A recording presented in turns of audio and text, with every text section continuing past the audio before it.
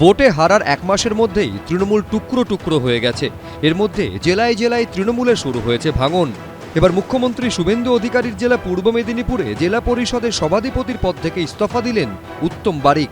ইস্তফা দিলেন জেলা পরিষদের সহ সভাধিপতি সুহাসিনী করও। পদের অমর্যাদা করা উচিত নয়, মানুষ চাইছেন না, তাই সরে আসতে। পূর্ব মেদিনীপুরের পটাশপুর বিধানসভা কেন্দ্রের প্রাক্তন তৃণমূল বিধায়ক উত্তম বারিক এবারের বিধানসভা ভোটে চণ্ডীপুর থেকে তাকে দাঁড় করিয়েছিল তৃণমূল, তবে বিজেপি প্রার্থীর কাছে হেরে যান তিনি। এবার জেলা পরিষদের সভাধিপতির পদ থেকেও ইস্তফা দিলেন তিনি।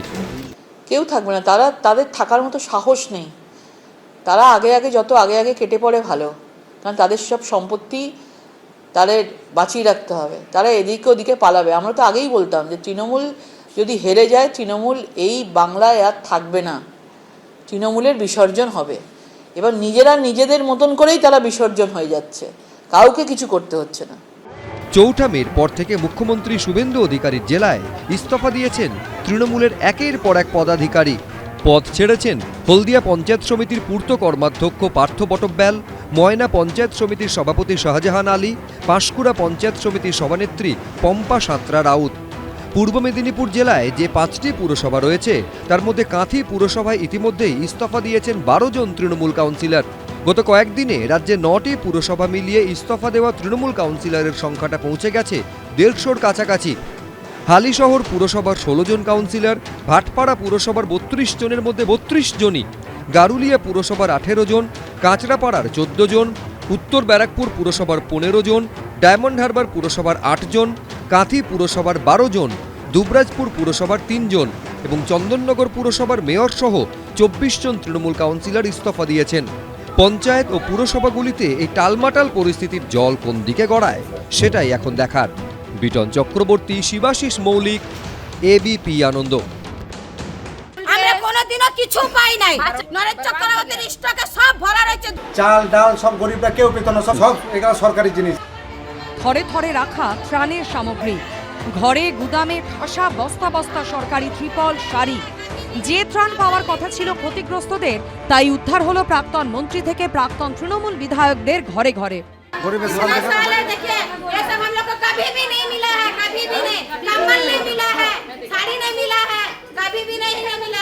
পশ্চিম বর্ধমানের পাণ্ডবেশ্বরে প্রাক্তন তৃণমূল বিধায়ক নরেন্দ্রনাথ চক্রবর্তীর বাড়ি লাগোয়া এই গোডাউন থেকে বিপুল পরিমাণ ত্রাণ সামগ্রী উদ্ধার করেছে পুলিশ।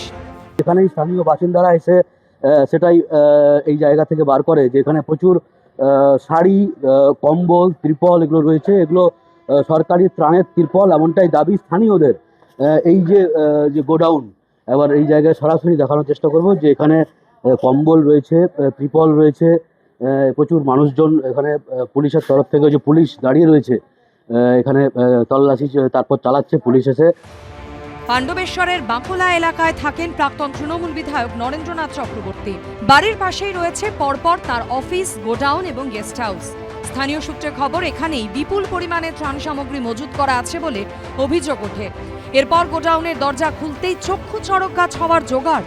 গুদামের ভিতর থেকে উদ্ধার হয় বান্ডিল বান্ডিল ত্রাণের শাড়ি, মশারি থেকে স্কুল ড্রেস। কাউকে বিলি করেনি, সব নিজের মধ্যে জমা করে রেখেছে। সরকারি জায়গা দখল করেছে, সাধারণ মানুষকে দেখতো না, শুধু বড় লোককে দেখতো আর নিজের টাকা ভরতো। দক্ষিণ 24 পরগনার উস্তিতে প্রাক্তন মন্ত্রী ও মগরাহাট পশ্চিমের প্রাক্তন তৃণমূল বিধায়ক গিয়াসউদ্দিন মোল্লার বাড়ি থেকে উদ্ধার হয়েছে সরকারি ত্রাণ সামগ্রী। গিয়াস মোল্লার বাড়ির সামনে তিরপল পাওয়া গেল। এই গিয়াস মোল্লা দুর্নীতি ধরা পড়েছে। আরো ভিতরে আরো মগরাহাট পশ্চিমের প্রাক্তন তৃণমূল বিধায়ককে গ্রেফতারের দাবিতে তার বাড়ির সামনে দীর্ঘক্ষণ চলে বিক্ষোভ। এই গিয়াস মোল্লার বাড়ি অবৈধ জমির উপরে বাড়িটা করেছে এবং এই বাড়ির নিচে আন্ডারগ্রাউন্ড আছে এবং ভিতরে প্রচুর গোডাউন আছে।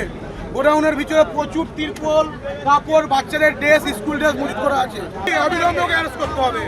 এর আগেও জেলায় জেলায় ত্রাণ দুর্নীতির অভিযোগে গ্রেফতার হয়েছেন তৃণমূলের একাধিক ছোট বড় নেতারা। গৌতম মণ্ডল ও মনোজ বন্দ্যোপাধ্যায়ের রিপোর্ট, এবিপি আনন্দ। এবিপি আনন্দ, এগিয়ে থাকে, এগিয়ে রাখে।